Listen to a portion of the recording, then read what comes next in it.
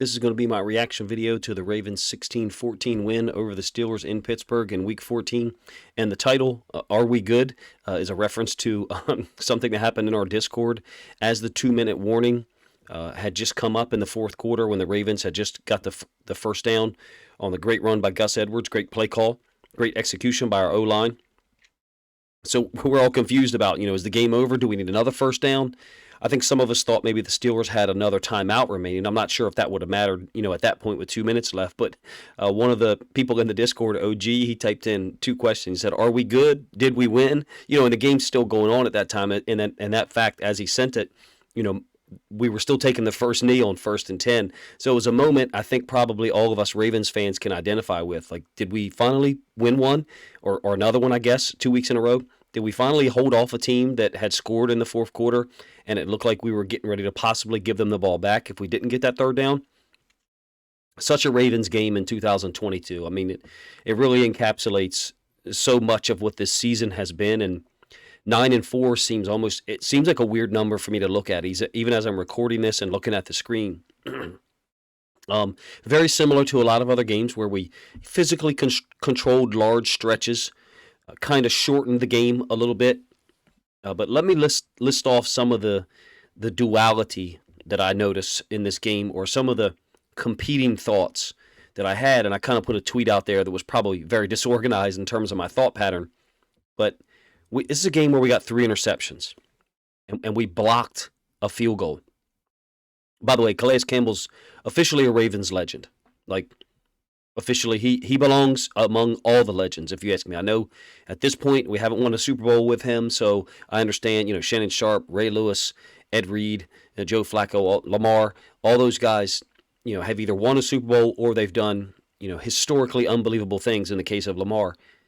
But Calais Campbell, if you ask me, is a legend in this franchise at this point after blocking that field goal, saving the game, essentially, in a lot of ways, and then having done the same thing last year against the Colts at home. Unbelievable. So we got 3 INTs. We block a field goal. We run for 215 yards. J.K. Dobbins just lights up the Steelers' defense. When have we ever been able to really say that about anyone? I mean, even since we've been a good team since 2018-19, when have we ever been able to say we lit up the Steelers? Maybe some of you guys with a better memory than me, let me know. I'm going to let some of the stats run through here while I go through this little opening monologue, and then we'll look at some of the possessions, talk about a couple of the decisions that I did not like. Oh, yeah, we hold the Steelers to 65 yards rushing and only 3.3 yards per carry. And the biggest run they had was a 13-yard scramble by Kenny Pickett on the second play of the game. Like my man OG said, we're good, right? We're good? Nope. It's 2022. Just as many positives as there are to list. There's probably as many negatives, or maybe one less to list. Marlon Humphrey has been our best player all year in terms of the guy who's most consistently playing at a high level. I'm not saying he's a better player than Lamar Jackson. I'm saying he's most consistently played at a high level throughout the entire season. That's what I mean when I say he's been our best player. Well, he looked terrible today. I'm interested to look at the routes and some of the things they did. It looks like the Steelers maybe have something they know in terms of attacking Marlon, and I don't pretend to know what that is at this point. Our quarterback, second point, that's a negative. Our quarterback, or our backup quarterback, Huntley, gets knocked out of the game. Who knows who called for him to be evaluated? It certainly was a big hit, no doubt. It was a big enough hit that a lot of people, I think, were whether you're a Ravens fan or not, a lot of people were expecting, or probably going to call, a personal foul there. I'll come back to that point later if I remember to. A couple of things to say about it. But I'm interested if any of you guys know, like, how did he get evaluated? Who evaluated him? Or was he showing, did he walk off in an unsteady manner? I don't remember seeing that. I don't remember seeing him down. I know there was 2 Steelers down after that play. I think Bush and a D lineman. But I don't remember Huntley being down after that play. You guys let me know in the comments section if that's accurate or not. A third negative point, or how did we do this? We only had 5 first downs passing. Like, what? How is that possible? We only had 5 first downs passing, and we win on the road against the Steelers. I would not have guessed that.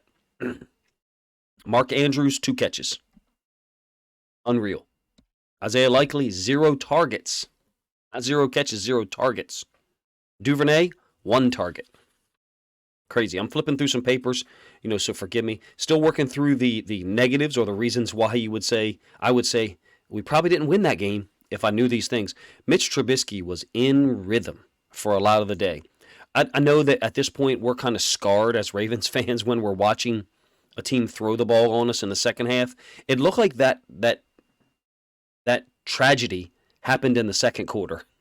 It looked like it happened early today because he was in rhythm multiple times in the second quarter and then in the second half as well. And I guess it's Ravens Steelers. It's going to be close. There's going to be mistakes made on both sides, great plays made on both sides, and it's just going to be close in the end. I guess that's just the way these two teams are meant to be. It almost seems like, and this is going back a long way, and if you're not a boxing fan, forgive me.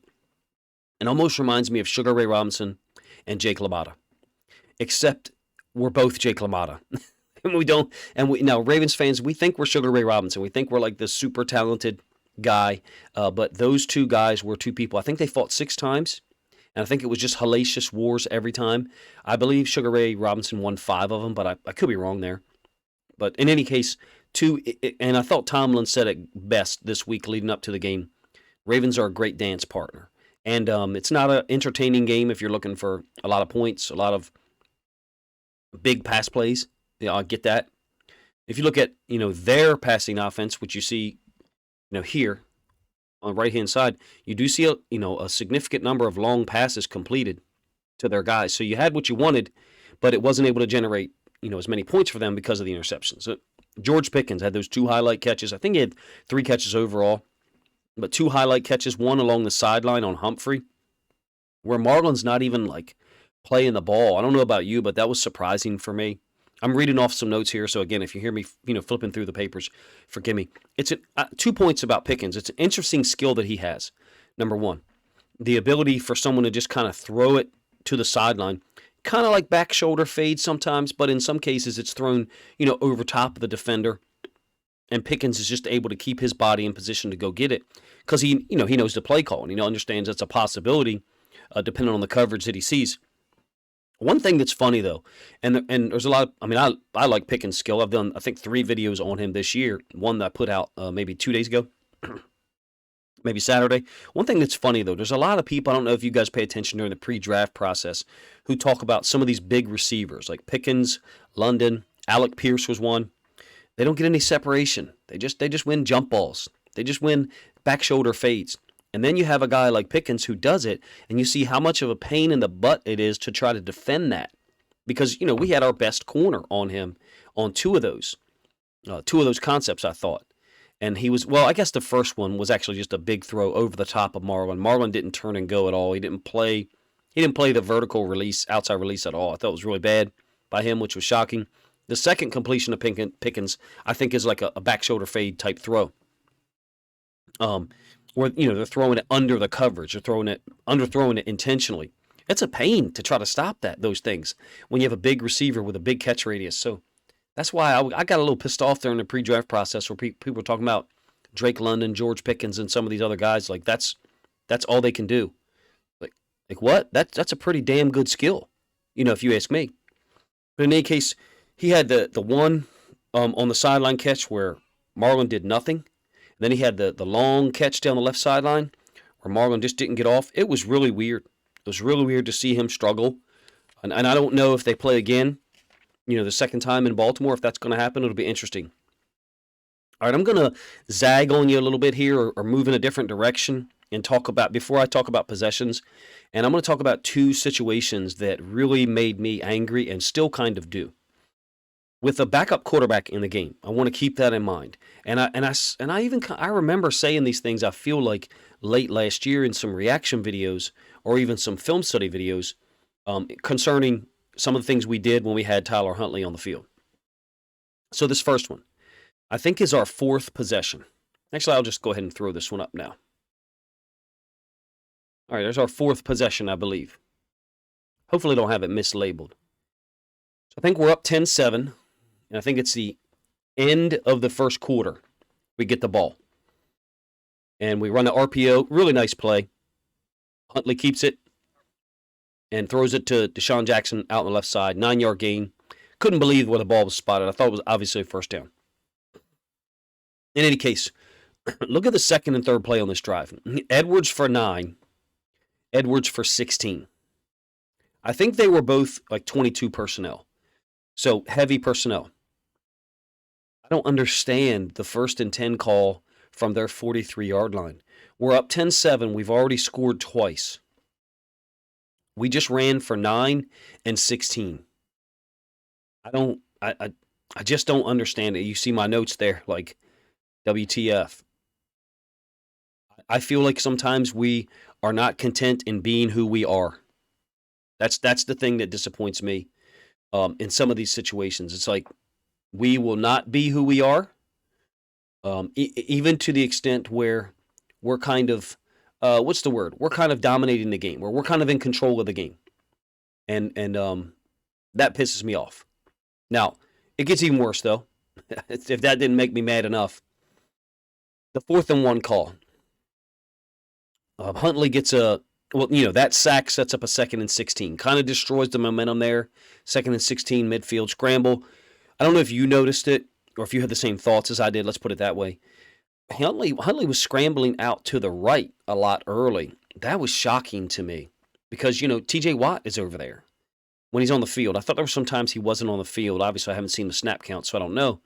But how often is it our quarterbacks are against the Steelers are able to scramble out to our right, to the side where TJ Watt normally is rushing from? Normally, that's not available to us. And to me, that was a little bit of an indication that Watt wasn't 100% or isn't. Now, I thought he got rolling more as the game went on. But in any case, back to this 4th possession. 2nd and 16. Huntley goes for 11 off the right side on a scramble. Scrambles right again for 4. And to me, it's like, it's 4th and 1 from the 34.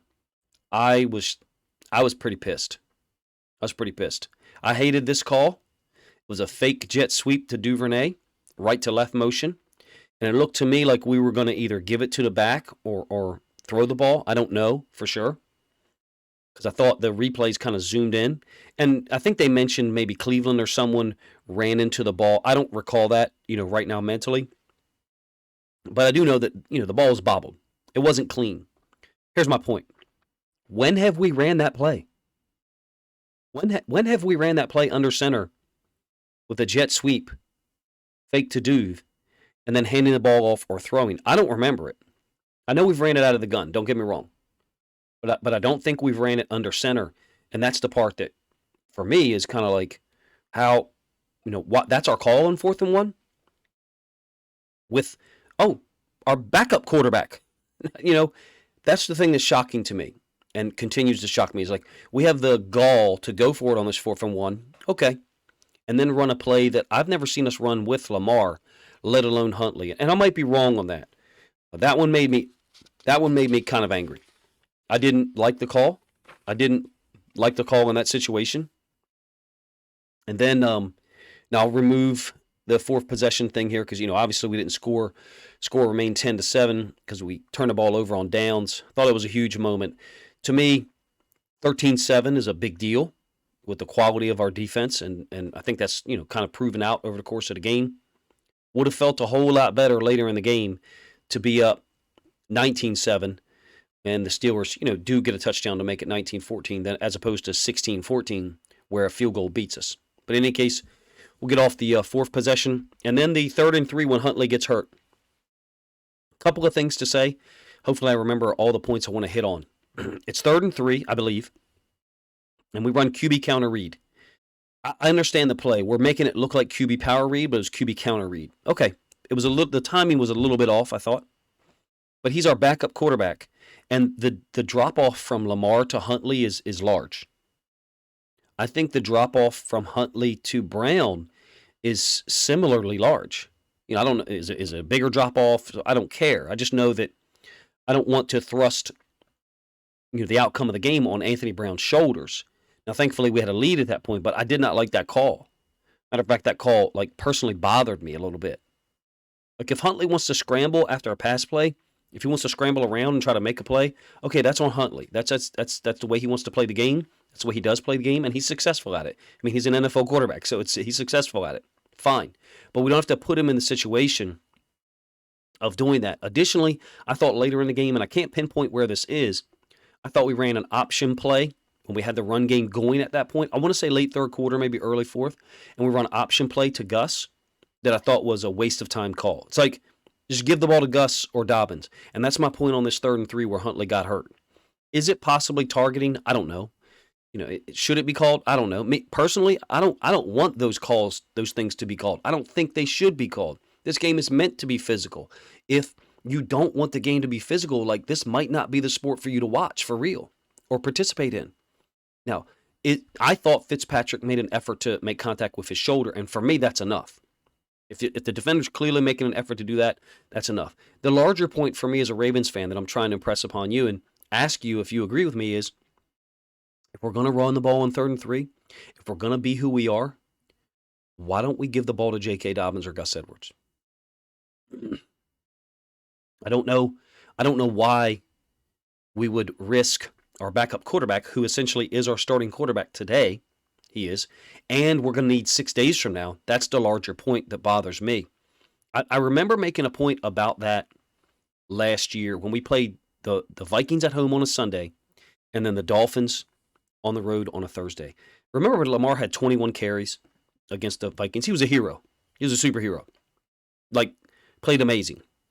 Like, that to me should be one of the top 5 or 7 games he's ever played, just because, I know through 2 picks, but just because of the overall impact he had in the pass game and the run game. Point is, like, if he wants to scramble and do those things, fine. But some of the designed run plays with him in that Vikings game, hey, we're playing another game 4 days later with Lamar. And I'm hearkening back to that because I think it's a similar situation here. We might need Huntley for Saturday, and we're running QB counter read with him on 3rd and 3. I think we would be better served in the moment and long-term, well, short-term being the Saturday game at the Browns, we'd be better served to give the ball to Gus or Dobbins and either get the first down or don't. That's my point. You may agree with me, you may disagree. I just wouldn't want to put Huntley at risk there. Or drop back the pass and give him the option to scramble because he's really freaking good at that. All right, let's move to a couple of possessions.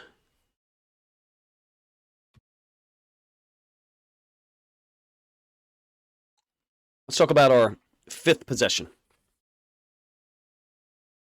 I think this one puts us up 13-7. So this is the possession immediately after the failed 4th down attempt, where, like I said, it's a play we haven't run before that I remember seeing us run, and we're running it with our backup quarterback. Thought this was huge. The Roquan Smith interception. I think the ball was spotted on like the 26 for the Steelers, maybe 27, and they're throwing it into the red zone. So it wasn't really, a red zone interception. The ball wasn't spotted inside the red zone, but Smith intercepted it in the red zone, and then Roquan was trying to take it to the house. He was not trying to go, down. He was trying to find a seam to take it to the house. Like, he's not motivated. He's not driven. I feel like Roquan Smith is a different level of driven. Obsessed might be the word. I would like to, first of all, I hope we re-sign him, but I would like to listen to him talk some, because I want to kind of get to know the way he talks about the game. Really interested. Him and Patrick Queen playing amazing. All right, so this 5th possession. Counter wind-back, I thought, really took the Steelers to school. I thought really gave them problems. Then the 2nd and 7 play, complete to Drake, right side. This is like the 4th completion to Drake in the last 3 weeks. It's gone for like no yards in the right flats. Maybe it's to the boundary. Maybe there's just no space or something like that. I'm not sure. But it's Lamar and Huntley that, these completions. So it's not like it's a quarterback thing. I'm saying it's just interesting to me that there's 3 or 4 short completions to Drake, and it's not like he's not slippery and doesn't have some agility. And that creates this 3rd and 7, which I thought was huge. Huge. Huntley scrambles out to the left side, and Deshaun Jackson makes himself available. It looked like the safety or the corner, I'm not sure, a DB, to the defense, to the field side, just went with, I think it was Likely's route, like an in-breaking route. And Deshaun Jackson's open on the left sideline. Easy completion, 21 yards. I'd like to see Deshaun Jackson protect the football. Like, don't just stand on the sideline. Me personally, don't just stand on the sideline and allow them to punch the ball out. Protect the football. But in any case, huge play by him, huge play by Huntley to scramble out of there to his left. Second big play he's made in a week, right? Scrambling to his left and throwing the ball. Dobbins gets like a 4 or 5 yard gain out of 22 personnel, and then there's a hold on the Steelers, I think on their nose tackle. So advances the ball forward 9 yards for us. 4 plus 5, I think, gave us a 9-yard gain. Then I thought this was huge. Huntley, another 9-yard scramble to the right. Gets us a 2nd and 1. Edwards, I thought, was golden on those 2nd and short, 3rd and shorts today.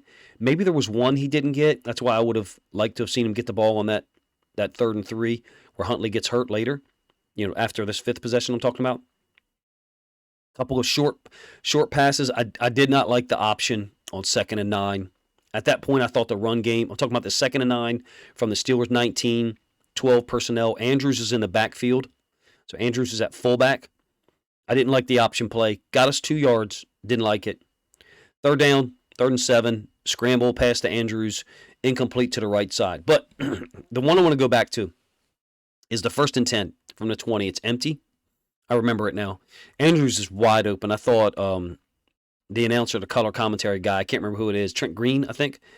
Andrews is wide open. It's the 2nd time in 2 weeks that we've missed him. Missed him meaning Huntley just hasn't thrown the ball to him. As someone in the Discord correctly pointed it out, I think it was maybe Scotty or someone, looked like Huntley looked at Andrews early and came off to someone else. In my opinion, it's mesh, but Andrews is running the over. So it's not like 2 drags. It's a drag from offense's left, and Andrews is running the over a little bit deeper than a drag. So I think that route is there. I think it's been there twice, and I think Huntley both times, for whatever reason, is not interpreting, not progressing timing-wise to the point where he sees Andrews open when Andrews is open. I think he looks at him maybe too early if we're interpreting, the way that play worked out correctly. So in any case, we got to settle for a field goal, take a 13-7 lead. And at the half, I think it's 13-7, right? And it could have been 16-7 for real. And I think that's the thing with this Ravens team is you have the missed opportunity to touchdown to Andrews. Now, granted, it's our backup quarterback who has played quite well for us for the last 2 weeks. And then we have the opportunity for our coaches to make the right decision and kick the field goal from the 34 on a 4th and 1. And we don't do so. Could have very easily been, 16-7 or maybe even more, depending on those 2 situations. And that's what sets us up for later in the game when our defense, invariably gives up yards. I don't know what's happening coverage-wise. It would be a great video for me to do. I don't have as much defensive film in the database, to be honest with you. It would take a significant effort by me to try to do that. I'm willing to do it if people want to see it. I don't think that will be a Tuesday, Wednesday video. So if I do the damn video and put 6-8 hours worth of work in it, watch the shit. All right? That would be a Thursday, Friday thing. So let's talk about 8th possession, which I think puts us up 16-7. I thought this was clutch. It was later in the second half, obviously. So we were up 13-7 when we took possession of the ball. And this is after Calais has blocked the field goal, which was a just incredibly timely play. It just says a lot about him, not just his physical attributes, size, arm length, but his character and the willingness to give every last bit of energy he has on that, 3 seconds or however long a kick lasts. Huge moment. Kept it to 13-7, and then we go down. This was a punishing drive. And there were some passes. The first pass was kind of risky. 1st and 10 from our own 41. Deflected, almost intercepted. Out of 22 personnel, it's the 4th play down. Good call on the 3rd and 1 to give it to Ricard. It seems like we mix that in occasionally to convert 3rd downs. I wouldn't want to see him get the ball on a 4th down, but I know that we have done that before successfully. Big play here was the 3rd and 4 completion to Andrews against man. I think it was against Fitzpatrick. And he drugged Fitzpatrick forward for like 7 yards. 3rd and 4 from the negative 47. I think it's the 6th play down from the top of what you're seeing. Thought that was huge. And we got Brown in the game here, I believe. And then Dobbins, couple of good runs. Edwards, couple of good runs. And we get down to a 3rd and 4, and we run counter wind back with Dobbins. I can't wait to see the film. Spillane is there to make the tackle, unblocked. And in my opinion, Moses should be picking him up.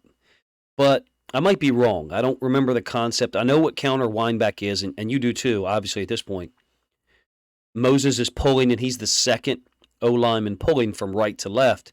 And I feel like he's supposed to wrap up on Spillane. And I feel like if he does, then we've got the first down. So at that point, 3rd and 4, I don't know about you, but I'm okay with us running the ball, being as who we have in the game. I'm 99% sure we have Brown in the game here. And if I'm wrong, correct me in the comment section. So we got to settle for a field goal. And 16-7, it feels good. Keeping in mind, it should be 19-7. We should have taken the damn points earlier. And that's, something that is going to be the source of maybe a quick video Monday night or maybe even tonight about that. We just haven't learned our lesson, and we're not going to. We're at this point to be frustrated about it is okay, because we should be. But we're not going to change. We're not going to change. I don't know if you guys watched Chappelle's show when it was, to me it's it's the last great comedy show. There ain't been another one since then, and probably won't ever be in this day and age. But Charlie Murphy has a great line when he's talking about Rick James. He calls him a habitual line stepper. And in terms of look, I like Harbaugh. Okay, but this is my brain. This is where my brain is. Being that it's a show that I watched every week. I'm sure everybody did. And then you spent the next day talking about it with all your friends, like all the funny stuff that happened that you couldn't believe. I'll never forget Charlie Murphy talking about Rick James saying he's a habitual line stepper. And that's what I think of Harbaugh's ability to make these fourth down decisions. I think he's going to do these things habitually. He's going to step over that line habitually, and we probably should not expect anything different. In my opinion, the defense, poor coverages in fourth quarters is a real issue, and we're not wrong to criticize it or focus on it at all. We're not. Having said that, I feel like in a lot of those situations, we have left points on the board earlier that exacerbate this situation late in the game. We have left points out there by not taking the 3 points, field goals, when we should have, that could have maybe helped us, have a little bit more cushion. But sometimes some of these situations, it's like, how much damn cushion do we need? Up 19-10 in Jacksonville, how much cushion do we need? And I think that kind of harkens back to my man OG's comment in the Discord. Like, are we good? Did we win? As Ravens fans this year, we are very similar to someone who's gone through a very difficult situation, and we're not really sure how to progress past it because we're in a somewhat similar situation again, another game that's close, another game where they score on us, and it's 16-14, and we don't know, hey, what's going to happen if we kick the ball back to these guys, even though they were out of timeouts. And it worked out in our favor. In this case, a great play. I do want to mention three things. I thought there was 3 offensive adjustments, all in the run game, though.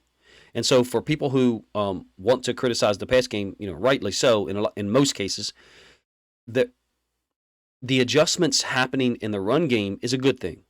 But adjustments need to happen in the pass game, too.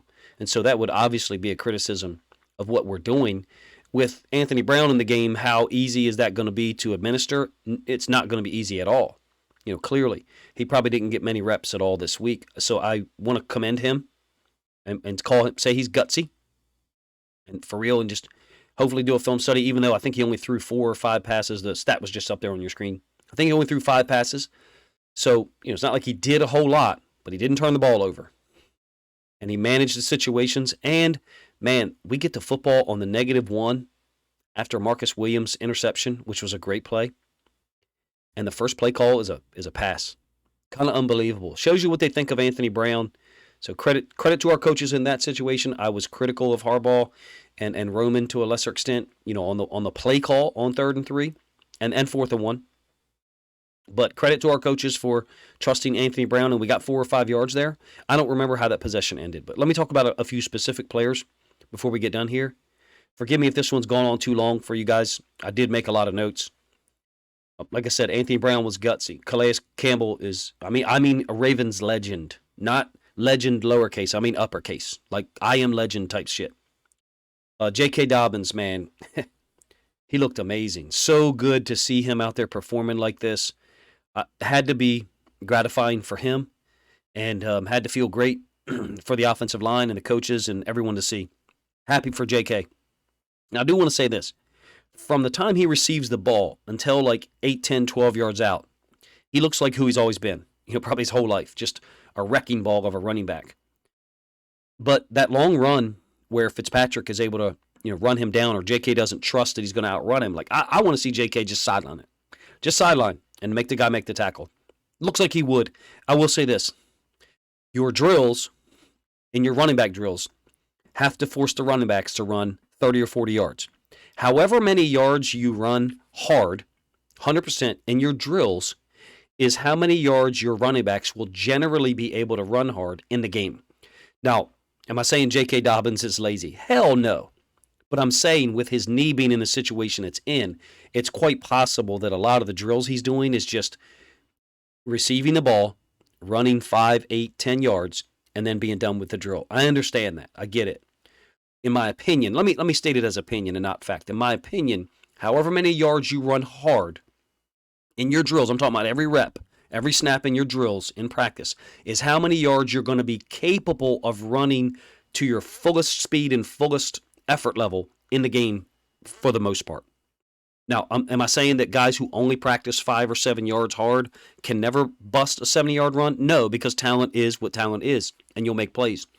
I'm saying that's the way that I think I've been conditioned to deal with running backs. That's the way that when I was responsible for it, dealt with running backs, and it was no exceptions. I understand the exception for J.K., though, being as he's coming off a serious knee injury and a second surgery. So that's my caveat to him being, quote, caught by Fitzpatrick.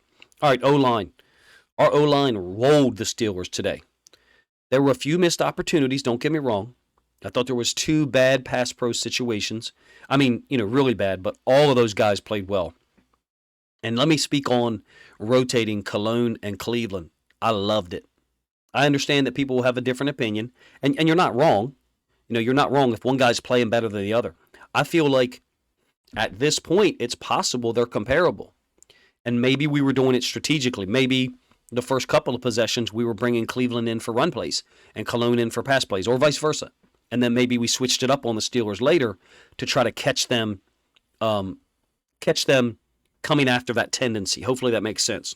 I love it. It keeps those guys fresh, gives a different look, and they both now have experience if we need them next week or whenever. We all would like to see Ben Cleveland on the field because I think he was a 3rd-round pick, right? So, and he's a big dude with a great reputation from Georgia. So I'm glad that he was able to get out there. I liked rotating those guys. You may not, and that's fine. We can disagree. All right, projecting forward, because this video is kind of going on long enough, and I want everyone to watch all Ravens content creators' reaction videos, so I don't want to hog the time. How do we project this towards next Saturday? Like, I don't know about Huntley. I suspect that it was our team doctors and team personnel that took Huntley to the locker room. If it was the independent observers or independent medical personnel, I do have one thing to say about that. I find those situations to be interesting. So, for example, Kenny Pickett today, he was allowed to come back in the game, and then for whatever reason we don't know, he was taken out. Now, am I being conspiratorial? No. I'm saying I have been there, and let me explain. Multiple times we have played road games where a member of the opposing school's, quote, medical staff has come up pregame and introduced themselves and said, "Hi, I am such and such, and I am the person who makes medical decisions on games here. Keep in mind, we're on the road. We're playing at someone else's field." That's happened 3 times. And in all 3 cases, the head coach, who I know really well, that I've worked with I've only really the main head coach I work with, who's got big guts, let's put it that way, has looked those people in the eye and said, "We have a team doctor," and called our team doctor over, because we had a volunteer doctor, said, "This is the team doctor," and had them shake hands, and he will make all decisions on our players. You are not allowed to touch our players, period, unless our team doctor approves it. Now, why do I say that? Because we didn't trust people. We didn't trust someone else to say, "Hey, I think your kid might have a concussion," and they're out if it's a star player. Am I saying that happened with Huntley today? No. I'm just wondering who the personnel was that took him out. I suspect it was our team personnel, but it might have been the independent medical observer or medical doctors. Who knows? I'm just looking for consistency. Hopefully Huntley's okay. Hopefully he didn't have any issues. Apparently Harbaugh issued a statement saying that he thought he was okay. Seems like Saturday is a long way off, but it also seems like Saturday is only 3 days away. Going to be a huge clash of styles with the Browns. Of course, they're coming off a loss. Their run game versus our run defense, which is our strength. And then Deshaun Watson obviously returning. It'll be his third game versus our, let's call it what it is, our inconsistent pass coverage. It's like our pass coverage is home run hitters. We either get picks or we give up big plays. It seemed like to me there was a lot of zone that we ran in certain parts of the field today, and Mitch Trubisky was comfortable in picking it apart. Also this week, remind me to do a film study on Deshaun Watson later in the week. Probably won't be something early, but I'd like to do that. So let me make one last point and I'll be out. How crazy is it that we've won 2 games in the last 8 days, or 7 days, depending on how you count. And let's check this out. The win last week over the Broncos. Who was the heroes? I mean, the defense was heroes, but who was the heroes in the end? Tyler Huntley and Kenyon Drake. A backup quarterback and what is now a third-string running back in Kenyon Drake. That's not fair to call Kenyon Drake a third-string running back, but behind J.K. and Gus, he clearly is. And there's certain situations where Drake is the better option, probably in past situations. Those 2 guys had very little impact on the outcome today. I mean, Huntley had some impact, but Drake had 1 touch in the run game and 2 passes, I think, where he was targeted. And to me, that's an illustration of the Ravens are winning games with our depth. And it's confusing to us as fans, myself included. Because most of pro sports is like superstar league. The NBA, Major League Baseball, the World Cup that's going on now. It's about superstars, right? This Ravens team is not built that way. And I think that's part of the reason that's why it's confusing and frustrating to us all sometimes when certain decisions are made and we're like, hey, wait a minute, why isn't David Ojabo playing? He's a second-round pick who should have been a first-round pick. He's potentially a superstar in terms of the NFL. High sack guys are considered superstars. Why isn't he playing? This Ravens team is not built like that. This Ravens team is built on depth and the ability to overcome these specific situations that were offered today. Backup quarterback out there, injured, and third-string quarterback, undrafted rookie. We had 2 undrafted free agent quarterbacks win a game today in Huntley and Brown. Correct me if I'm wrong, they both were undrafted. And I think they're both going to have a long career that started in Baltimore. Who knows where it ends up? My point is, myself am trying to change the way I look at this Ravens roster, because we can win games with a deep roster of multiple guys who can make plays and not rely on just 1 or 2 guys. Now, when we get that one guy back, Lamar, with a nearly full roster. I mean, oh, by the way, we won today without Kevin Zeitler, crazy, who made the other play of the game on Huntley's game-winning touchdown last week. I think that's just an illustration of how deep this roster is and how different the Ravens team actually is than a lot of other teams in the NFL. Let me know what you think of any of my thoughts in the comment section. If you enjoyed my work here, it took me a while to complete and produce this one, to be honest with you. If you enjoy my work, please let me know in the comment section and consider sharing it on social media. Appreciate you guys' time. Let me know what film study videos you'd like me to put out this week on Twitter or here on YouTube.